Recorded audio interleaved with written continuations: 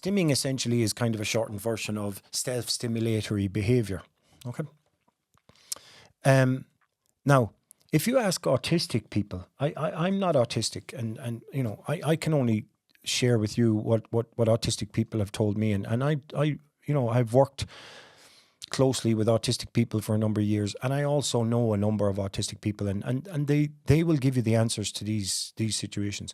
If you ask autistic people, why do they engage in these self-stimulatory behaviors? Why do they rock? Why do they flick their hands? Why do they make these noises? Why do they verbalize? Why do they, you know, engage in those kind of stereotypical or self-stimulatory behaviors?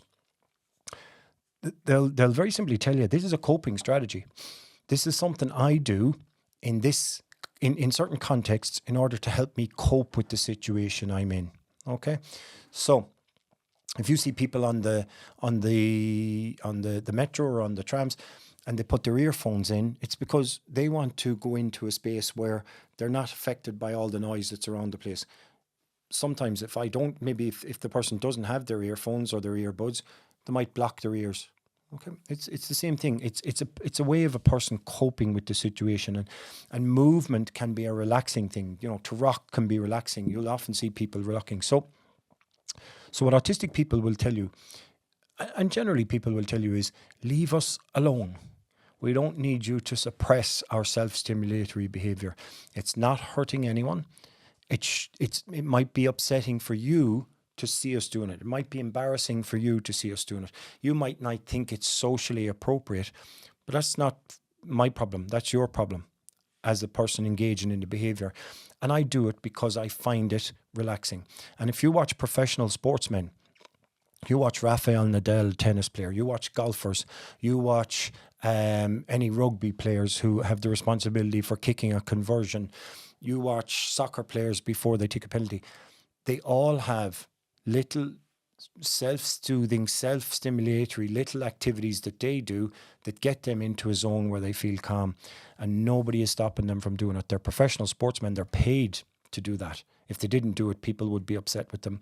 But when it's a person who's autistic, who's doing the exact same thing, trying to create a space where they feel calmer, where they're doing something that manages their stress for them, people are telling them to stop doing it.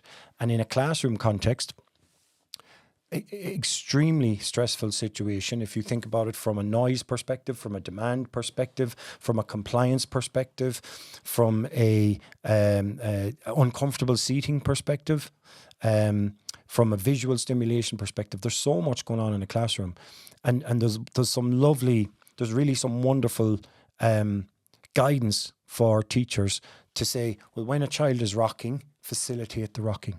Actually, a child that's rocking is trying to create a situation where they can learn better. If we tell them to stop, what we create in the person is stress, and a stressed person cannot learn. So, you know, again, what I would say is my experience with chatting to autistic people about this is that they've really said, please just leave us alone. You know, we need this, and unless you have something better to offer, don't take it away from us.